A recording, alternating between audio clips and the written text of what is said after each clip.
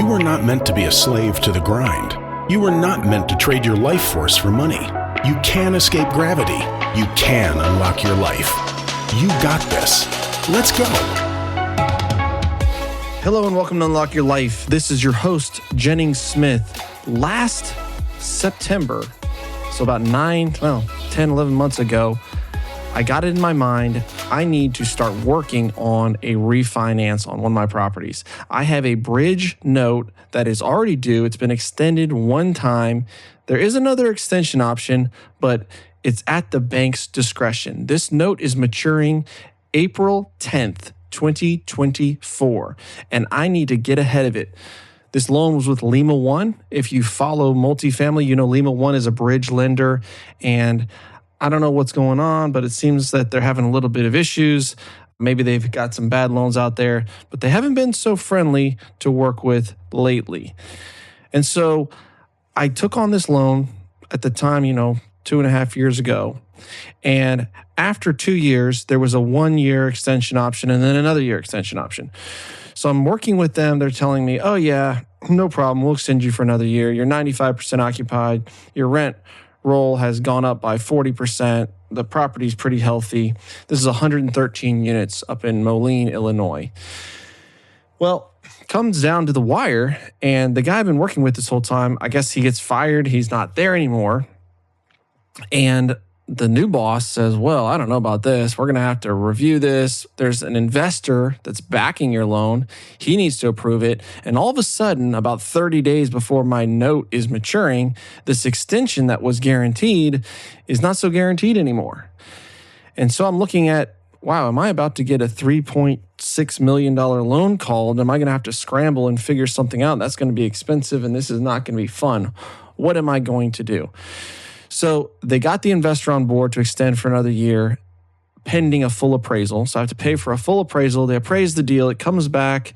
The valuation is fine. And they end up extending me for another year. So as I'm going through this, I'm like, man, I really don't want to go through that again because I've got it for sale, but I really haven't been getting any offers. And we've been working our plan to get the NOI up. And so I'm thinking, let me just refinance this with a local bank. Let me refinance this because I don't want to do agency debt because I'm going to sell it fairly soon and I don't want to have a bunch of prepayment penalties. So let me just go to a local bank. And so I go to a local bank. The first one tells me, no, you guys are out of state. We don't like it. Second one says, yeah, we'd be very interested in doing this. Let's proceed. And this is in September, right? So I think I'm way ahead of the game.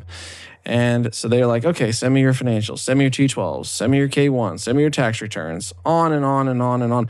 And dude, it starts taking forever. September goes into October, November, December. At December, I still don't have like a term sheet. I mean, they still want to do the deal, but they're giving me all these reasons why they're busy and they'll get to it and the committee meetings. And this has got to go through 2 layers of committee meetings because of the size of the loan. And I'm just thinking, man, I'm really, really, really nervous and really, really, really stressed out. And that's what this podcast is about. And if you stick around, I'm going to tell you what ended up happening and how it all shook out. But before I get into that, I want to talk about what do you do? What do I do? What are some tactics, techniques, and strategies when you're feeling this way? Right? We all feel stressed out. We all feel overwhelmed. We all feel emotional. And we get in those states, it's really hard to make logical decisions, to see what the next step is, to see what the next action item is, so that we don't bury our head in the sand. And then the worst case scenario actually comes to pass because we didn't act quick enough and we didn't do the things that we should have done while there was still time, and now it's too late. So if you're listening to this and you have ever felt this way, let's talk about that and some of the strategies that I've used to overcome some of this stress and to get through some very, very difficult things. So, one, going for a walk or a workout, physical activity. This is something that I never did. I never did it for years and years and years. One, because I was working construction. But then after I moved into the more management role and into real estate, I was very sedentary. And about 3.5 years ago, I started to regularly work out 3 times a week. Then I added on top of that, going for a 30-minute, 40-minute walk in the mornings or whenever I could get it in on a sales call, whatever. And getting outside, doing physical exercise. I play pickleball now, which is kind of a workout outlet for me. But that lowers those cortisol levels in your brain. That helps to mitigate and understand the stress. You know that kind of good feeling you get after you work out? Like, all right, I accomplished something. I pushed myself. It was painful. Now it's not painful because I'm not doing it anymore. And I feel better, right? I'm releasing those endorphins. That's a really easy, natural way to do that. Another thing I do is I pray. When I go for these walks in the morning, I leave my phone at home, right? Because as soon as that thing starts buzzing or ringing or dinging or emailing, like, boom, I'm taken out of my thoughts and prayers and meditation, whatever, and I'm back into the grind of whoever's emailing me or texting me. I'm living at their dictation, not my own. But prayer is something that is incredibly important to me, where I'm laying out my problems to God. I'm saying, Lord, I know you're the creator of the universe. I know you own all these real estate apartment complexes and all the world, all resources, and anything can be done at your will, at your whim. Lord, help me here. Show me the way. Guide me. Give me wisdom. And I don't know your spiritual background or religious background. For me, I'm a Christian, and so I want to talk to God and ask the infinite source of wisdom to give me wisdom, to reveal to me the next step. What decision should I make? Should I say yes to this? Should I say no to that? Should I partner with this? Should I pursue this opportunity? Should I sell this property? Should I refinance this property? Should I fire this management company? Should I take the management in-house? All these things and all these decisions that we're faced with, God wants to help us with that. God wants to reveal his wisdom, and he promises those that seek me will find me. Anyone that lacks wisdom, let him ask of God, who gives to all men liberally. And he doesn't condemn us for asking for wisdom. It says that right in Proverbs. So that's something that I'm definitely doing. Another thing I do is I write down what is going on in my head so that I can refute that with the truth. Sometimes when you write down the things that are flowing through your head, all the imaginary horribles of what could go wrong and all the different scenarios, your brain starts to sort of trick you, and it can make things seem a lot worse than they actually are, right? So I'll write down those fleeting thoughts that are coming through my head, like I'm going to go bankrupt. The Lima One's going to foreclose on me. I'm going to lose everything. They're going to foreclose on me, and then they're going to call all my other loans, and I'm going to be ruined. And all this craziness snowball starts to go through your mind. And I just write those things down. All the things that I'm afraid of, all the things that are going through my head. So that it gives me an opportunity to look at each one line by line and say, that's crazy. Or, yes, that could happen, but this, and this would have to happen before that happens. And so we're not going to get there, right? Or I can see, yeah, this is something that I'm afraid of. Like, let's just take, for example, the Lima One loan. It matures April 10th, 2024, and let's say this new bank doesn't refinance me. Well, I maybe could get an extension from Lima One. Maybe they would give me another year. Maybe they would jack up my rate, but I'd still have something. I could go out and get another hard money loan, right? I could put the property up for sale at a cheap price and sell the property to pay off the mortgage. And, maybe I would lose some investor money, but I could recoup that in other deals and I could make that up in the future, right? There's so many options that I have before this freaking nuclear, like you're going to lose everything type option comes into play. And that's why I write these things down to see, like, what is the truth? Am I taking this scenario too far? And yes, I need to take action on it, but let's get a grip. And it moves into my next point. I'm writing down ideas to overcome the problem. I just do a brain dump. Like, you ever had a brainstorming session, your teacher's like, there's no bad ideas. It's sort of like that, where I'm just writing down like, okay, I could do this. I could sell it quick. I could refinance it. I could get an extension. I could go for agency debt. I could raise the capital to pay off the loan and then refinance, and that would give me more time. I mean, there's a whole lot of other options that come into play, and you're just writing down ideas so that you can clearly see, okay, this is the course of action that I should take. And then the last piece, I'm going to dig into this a little bit because I feel like it's so powerful and it's so important. I use the CTEAR method, CTEAR, circumstances, thoughts, emotions, actions, results, CTEAR. So starting with, what are my circumstances? Well, the circumstance is the loan is due April 10th, but it could be extended, it could not, but that's the circumstance, that there is a loan due date of April 10th, right? It's not good, it's not bad, it's just the facts. It is what it is, right? Circumstance.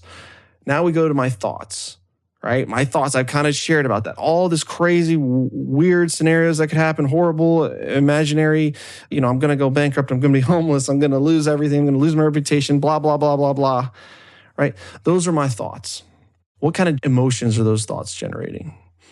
Well, they're generating fear, uncertainty, can't sleep, not at peace. I feel like a loser. I feel like a fraud. I feel like a fake. All these sort of emotions, right, are bubbling up, right? And those emotions, you can't really control them. You feel how you feel. We cannot change an emotion. Emotion is neither good nor bad. It just is. It just happens. It occurs. But what emotions do is they generate action or lack of action. You cannot take action without an emotion driving that. If you think about, why do you go to work? Well, because I want to make money. Yeah, but why do you want to make money? Well, because I need to provide for my family and pay my mortgage. Well, why do you need to do that? Well, because I don't want to feel like a loser. I don't want to feel like a fraud. I don't want to not provide for my family. I don't want all these other horrible, bad things. And that's really what's driving that action, is those emotions. And so when you recognize that, it's very important. Okay, so emotions drive action. And then action drives results. That's the only thing that drives results. And you can put anything you want in that result line, anything that you want to achieve or accomplish or whatever, and you can achieve it by working this model backwards. So the result that I want is I want to refinance my lien or sell my lien or get this loan off my plate, right? That's the result I want. So how do I get to that result? Because if I'm crippled with fear and anxiety and stressed out and worried, that's going to make me want to just ignore the problem or focus on other things or not think about it or zone out on Instagram or watch TV or cry boo-hoo about all my issues, how unfair Lima One is to me and why did the Fed have to raise the rates and on and on and on and on. But that's going to get me the result of getting that loan called, going into foreclosure and having a real big headache on my hands. Okay, so where do I go? If I don't want that result, I've got to work my way backwards. So going back up to what can I change? Well, I can change my actions. Nah, not really. You can't change your actions without changing your emotions. And I already said you can't change your emotions. So what does that back up to? It backs up to your thoughts. Those are the things that you can change. You can choose to think a new thought. You can choose to think a new thought which will generate a new emotion. So in this instance, started thinking a new thought, right? Started thinking about, well, what if I did this? What if I refinanced? What if I, got another extension from Lima One? What if I put this thing on the market and sold it for a really good price that it would move quickly at? What would that scenario look like? And starting to change those thoughts, which are generating emotions of hope. Okay, we're going to get through this. We're going to figure this out. You know what? Let me talk to the lender again. Let me make sure that I've got an option with Lima One. And that was one of the things I did. I said, if I can't refinance this, will you give me another year? And they said, yes, we would. And then they sold the loan. They sold the loan off to another third party like 2 months before it was due. And so then I go to them. Will you refinance me will you give me an extension if I can't get this? Well, we don't know. We'll just see. Go ahead and try to refinance it. But, it's not out of the question. They didn't really give me anything concrete, but there was hope there, right? And so as I generated these new emotions, I started to take the actions. Okay, what is hurting my refinance abilities? Well, I got to get my rent roll up. I got to get my expenses down. You know what? Let me talk to my management company. Let me lower my management fees. Okay, they're charging a tenant management fee of $13.50 per tenant per month. Let me recoup some of that. Let me renegotiate with them. Let me show them the situation I'm in and getting through this refinance. And you know what? They worked with me. And we increased the income, and we lowered the expenses, and we juiced up the NOI, and we got the debt surge coverage ratio, way above what we needed to. So those are the kind of actions that I started to take of like, how can I improve this property? How can I make this thing just undeniable? Because whether I have to sell it or whether I refinance it, I want this thing to be in phenomenal shape. You know what? What is it worth? I don't know. I have these emotions about what I think it's worth, but let me talk to a broker. Let me talk to another broker. Let me get brokers' opinions of value. Okay, they think it'll move at this price. They think at a fire sale it'll move at this price. Okay, this is giving me options. This is giving me information. And taking those actions is further reinforcing good emotions, which is further reinforcing more good action and getting me to the results. So end of the story, we get down to April 8th. And the bank, the local bank that I'd started this refinance process with way back in September, comes through. We close the refinance. They give us more than enough money to pay off Lima One and a couple $100,000 extra for reserves and escrows. By this point, because I focused so hard on the product, the apartment complex, our NOI is higher than it's ever been. Our income is higher than it's ever been. Our occupancy is 98%. Like, everything is going extremely well. And so this pressure, right, this catalyst, this crucible that I walked through, because I was able to respond to it in the correct way, it turned out a result that was far better than if I hadn't even had that stress or pressure on me. So guys, I hope this was a cool story for you to hear the inward struggles of something that I went through, the last half of 2023 and into 2024. It's something that I wanted to share with you about how am I managing stress? How am I managing pressures? Yes, working out, going outside, getting rest, but really the biggest thing that's going to alleviate some of this stuff is taking action. And it's really hard to taking action when you don't have those proper emotions generating it. And the only way to change that is to change your thoughts. Do a thought audit, write out your ideas, let the creativity flow, talk to other people, talk to colleagues, talk to business partners, friends and families, get a plan in place. Then you can generate an emotion that's going to help you take action so you can get that result that you want and unlock your life. Have a great day. Talk to you soon. Peace.